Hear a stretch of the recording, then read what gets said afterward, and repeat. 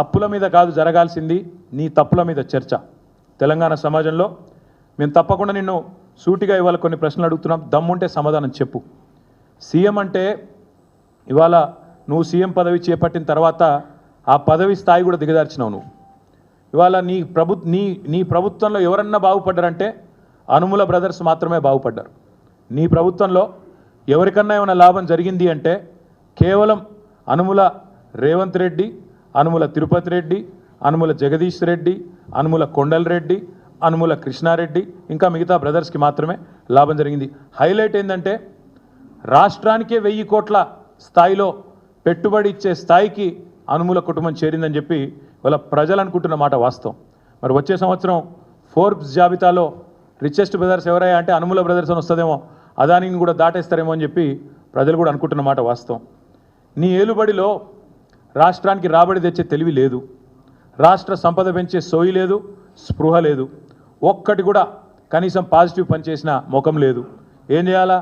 అందుకే నోటికి వచ్చినట్టు తెల్లారలేస్తే కాకి కూతలు చెప్తా. మేము మా నాయకులు ఎప్పుడు చెప్తా ఉంటారు, కేసీఆర్కు తిట్లు, దేవుళ్ళ మీద ఒట్లు, ఇచ్చిన హామీలకు తూట్లు. ఇదే నువ్వు చేసింది ఏందా సంవత్సరం అంటే ఒగ్గిది. మాట్లాడితే ముఖ్యమంత్రి అనేవాడు రాష్ట్ర ప్రతిష్ట పెంచాల్సిన ప్రయత్నం చేయాల్సింది పోయి ఇవాళ రాష్ట్ర ప్రతిష్టను, రాష్ట్ర పరువును గంగలో కలిపినట్టు రాష్ట్రం దివాలా తీసిందని దివ్యంగా ఉన్న రాష్ట్రం మీద దివాలా తీసిందని ఆరోపణలు చేసే ఒక దివాలాకోరు ముఖ్యమంత్రి మనకు ఉండడమే ఇవాళ నిజంగా కూడా మనం చేసుకున్న దురదృష్టం. కొత్త పరిశ్రమలు కాదు, ఉన్న పరిశ్రమలే తరలిపోతున్నాయి. యువతకి, ఉపాధికి, రాష్ట్ర ప్రగతికి తీరని అన్యాయం రేవంత్ రెడ్డి చేస్తూ ఉన్నాడు. ఇవాళ కొత్త స్లోగన్ పెట్టినాడు, ఇవాళ కొత్త పిఆర్లను పెట్టుకున్నట్టున్నాడు. 2-3 కొత్తగా ఇంగ్లీష్ వచ్చిన వాళ్ళు తోడైనరు. తెలంగాణ రైజింగ్ అట. ఎల్ల రైజింగ్ అవుతుంది చెప్పు. ఇండియా షేనింగ్ అని అప్పట్లో ఒకళ్ళు వాగినరు, వాళ్ళు అడ్రస్ లేకుండా వీకినరు. ఇక నువ్వు ఎవరిని పెట్టుకున్నట్టు నిన్న ఇవాళ 2 ఇంగ్లీష్ ముక్కలు వచ్చినోని ఆయన తెలంగాణ రైజింగ్ అట. తెలంగాణ రైజింగ్ కాదు, అనుముల బ్రదర్స్ రైజింగ్. తెలంగాణలో అదానితో పోటీ పడుతూ ఆస్తులు ఎవరికన్నా సృష్టించుకుంటున్నారంటే అనుముల బ్రదర్స్, రేవంత్ బ్రదర్స్ రైజింగు. తెలంగాణ మాత్రం ఫాలింగ్, ఇది పక్కా. నువ్వు ఎవరినన్నాడు? నీకు చేతనైతే నీ కొండారెడ్డి పల్లెకి పోయి ఆడ కూర్చో, రచ్చబండ మీద కూర్చొని పోలీసు వాళ్ళని పక్కకు పెట్టి అడుగు, చెప్తారు రైజింగా ఫాలింగా ఏందో చెప్తారు. 12 నెలల పాలన మొత్తం అసత్యాలు, అర్ధసత్యాలు, అటెన్షన్ డైవర్షన్ స్కీములు తప్ప నువ్వు పీకింది ఏందని నేను అడుగుతా ఉన్నాను. ఒక హ్యాబిచువల్ లయర్ లాగా ఒక అలవాటుతో అబద్ధాలు ఆడే అబద్ధాల కోరు మాదిరిగా అటెన్షన్ డైవర్షన్ టెక్నిక్లు, మీడియా మేనేజ్మెంట్ టెక్నిక్లు తప్ప నువ్వు చేసింది ఏంది రేవంత్ రెడ్డి నేను అడుగుతా ఉన్నాను. ఇవాళ నేను అందుకే సూటిగా అడిగేది, అప్పుల చాటున అప్పులు అంటే తప్పుడు కూతల మాటున మళ్ళొక్కసారి నీ అసమర్థతను కప్పిపుచ్చుకునే ప్రయత్నం చేస్తే ఊరుకోము, వదిలిపెట్టాం. అందుకే వాస్తవాలు చెప్పడానికే ప్రజలకు ఈ ప్రెస్ మీట్ పెట్టా, నేను తిట్టడానికి కాదు. మీరు గద్దెనెక్కిన మొదటి రోజే నిజానికి మా నాయకుడు మా కేసీఆర్ గారు చెప్పినారు, వాళ్ళను ఒక 3-4 నెలలు ఏమనకండి, నిర్మాణాత్మక ప్రతిపక్షంగా ఉండండి, శాసనసభల శాసన మండలిలో బయట అక్కసు వెలగక్కినట్టు ఉండొద్దు, మనం పద్ధతిగా ఉండాలి, మనం తెచ్చిన తెలంగాణ, కష్టపడి తెచ్చిన తెలంగాణ ఇది, ఎవరికి ప్రజలు అధికారం ఇచ్చినా తెలంగాణ బాగుండాలని కోరుకోవాలి, ఏమనకండి అన్నారు. మేమేమో అనలే. కానీ నువ్వు మొదటి రోజు నుంచి మొదలుపెట్టినావు అసెంబ్లీలో కారు కూతలు, పిచ్చివాగుడు, శ్వేతపత్రాల పేరిట డ్రామాలు తప్పలేదు. నువ్వు శ్వేతపత్రాలు పెడితే మేము శ్వేతపత్రాలను బయట పెట్టినాం. నువ్వు ఆ అప్పుల గురించి మాట్లాడితే అప్పులను పెట్టుబడిగా పెట్టి సంపద సృష్టించిన వైనాన్ని ప్రజల ముందు పెట్టినాం. కానీ నువ్వు బంద్ చేస్తలేవు. మళ్ళీ నువ్వు, మీ మంత్రులు, మీ మీడియా మేనేజ్మెంట్ టెక్నిక్లతోని ఒక అబద్ధాన్ని 100 సార్లు చెప్తే నిజమవుతుంది అన్నట్టు అదే మాట పదే పాడిందే పాటరా అన్నట్టు ఇవాళ మళ్ళొక్కసారి అసెంబ్లీలో ఎండగట్టినాం, మిమ్మల్ని బయట ఎండగట్టినాం, అయినా మళ్ళీ అదే సొల్లు పురాణం చెప్తా ఉన్నారు. కాబట్టి ఇవాళ మేము మళ్ళీ చెప్తా ఉన్నాం. అయినా ఇవాళ ఎందుకు వచ్చినాయి ఈ దొంగ ముచ్చట్లు?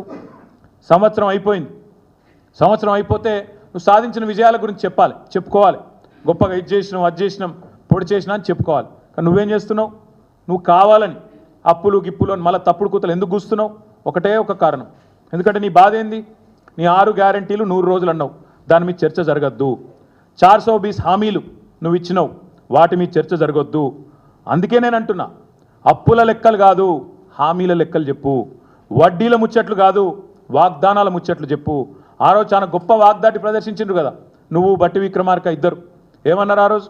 ఒక టీవీలో చర్చ కూర్చోబెట్టి, మరి చాలా చెప్తున్నారు మీ ఇద్దరు, అడ్డగోలు హామీలు ఇస్తుండ్రు, అవుతుందా మీతోని అని అడిగితే మాకు అణువు తెలుసు, అనా పైసతో సహా లెక్కలు తెలుసు అని చెప్పి పెద్ద పెద్ద డైలాగులు కొట్టి ఆ రోజు టీవీల ముందు సొల్లు పురాణం చెప్పింది నువ్వు నీ డిప్యూటీ సీఎం కాదా?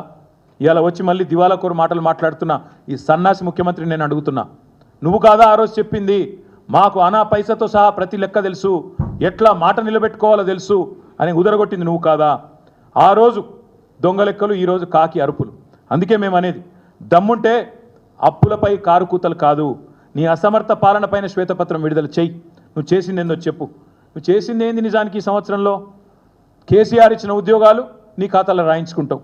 నువ్వు ఎన్ని ఉద్యోగాలు ఇచ్చినా మొత్తం తిప్పి కొడితే 12,000 ఉద్యోగాలు ఇచ్చిండు రేవంత్ రెడ్డి. సంవత్సరంలో 2 లక్షల ఉద్యోగాలని చెప్పి దివాలాకోరు మాటలు చెప్పి గద్దెనెక్కిన కాంగ్రెస్ సంవత్సర కాలంలో ఇచ్చింది. రాహుల్ గాంధీకి రేపోయిలుండే ఉత్తరం రాస్తా, మొత్తం నీ బండారం ఏందో నీ కథ ఏందో ఆయనకు తెలియదని నేను అనుకుంటలేను, కానీ తెలిసినా తెలియనట్టు యాక్టింగ్ చేస్తున్నాడు. ఆయన కూడా స్వాతిముత్యం యాక్టింగ్ చేస్తున్నాడు కాబట్టి ఆయన బండారం నీ బండారం బయట పెట్టాలి కాబట్టి చెప్తున్నా. నీ రాహుల్ గాంధీ అన్నట్టు ఆయన మీ నాయకుడు అశోక్ నగర్కి వచ్చిండు, మొదటి సంవత్సరంలో 2 లక్షల ఉద్యోగాలు ఇస్తా అని చెప్పి తెలుగులో ట్వీట్లు పెట్టిండు, నమ్మబలికిండు, తెలంగాణ యువతను మోసం చేసిండు.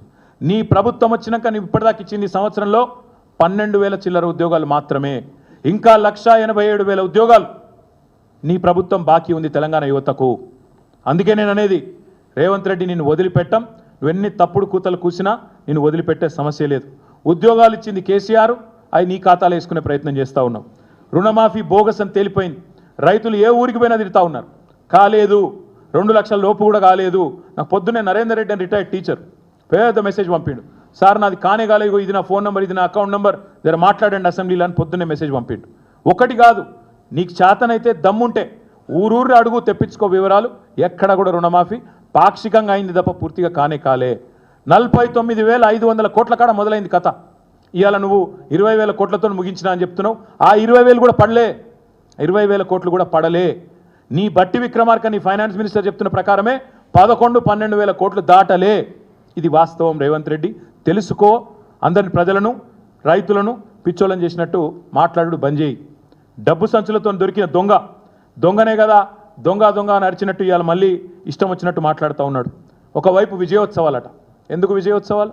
రైతుల ఆత్మహత్యలు పెరిగినందుక, ఆగిపోయిన నేత కార్మికుల ఆత్మహత్యలు తిరిగి ప్రారంభమైనందుక, లేదా 48 మంది గురుకులాల్లో చచ్చిపోయే పరిస్థితులు కల్పించినందుక, లేదా 50 మంది పైచిలకు ఆటో డ్రైవర్లు ఆత్మహత్యలు చేసుకునే పరిస్థితిని వారికి తీసుకొచ్చినందుక, ఇచ్చిన మాట తప్పినందుక, లేదా మొత్తం రాష్ట్రాన్ని అతలాకుతలం చేసినందుక, దేనికి? అందుకే మేము అనేది, తెలంగాణలో మళ్ళీ ప్రభుత్వ హత్యలు ప్రారంభమైనాయి. ప్రభుత్వ హత్యలు అంటున్నా నేను, నీ మాట నేనే వాడుతున్నా, నువ్వే అను గతంలో. ఉద్దేశపూర్వక క్రిమినల్ నెగ్లిజెన్స్ వల్ల ఎవరు మరణించినా అది ప్రభుత్వ హత్యనే అని ఆనాడు ప్రతిపక్షంలో ఉండి మీరే చెప్పిండ్రు. అందుకే నేను అంటున్నా, ఇవాళ చనిపోయిన గురుకుల పిల్లలు ప్రభుత్వ హత్యలే, మొన్న చనిపోయిన శైలజది ప్రభుత్వ హత్యనే, చనిపోయిన ఆటో డ్రైవర్లన్నీ ప్రభుత్వ హత్యలే, చనిపోయిన రైతులై ప్రభుత్వ హత్యలే, బలవన్మరణానికి పాల్పడ్డ ఆత్మహత్యలు చేసుకున్న నేత కార్మికులై ఖచ్చితంగా ప్రభుత్వ హత్యలే. అందుకే తెలంగాణలో మళ్ళీ ప్రభుత్వ హత్యల పరంపర ప్రారంభమైంది అంటున్నా. మేము గురుకులాల్లో ఉన్న పిల్లలను ఎవరెస్ట్ ఎక్కించినాం, నువ్వు వాళ్ళని పాడెక్కిస్తా ఉన్నావు. ఇంతకంటే నీచం ఇంకోటి ఉంటుందా? ఇంతకంటే నీచమైన ప్రభుత్వం ఇంకోటి ఉంటుందా? కనీసం పిల్లలకు బువ్వ చక్కగా పెట్టలేక మా ఆర్ఎస్ ప్రవీణ్ కుమార్ మీద ఏడుపులు, ఆయన కుట్ర చేసిండట, నేను కుట్ర చేసినమాట. సిగ్గన్నా ఉండాలా కనీసం మాట్లాడడానికి. ఇదో ప్రభుత్వం, మీదో బతుకు.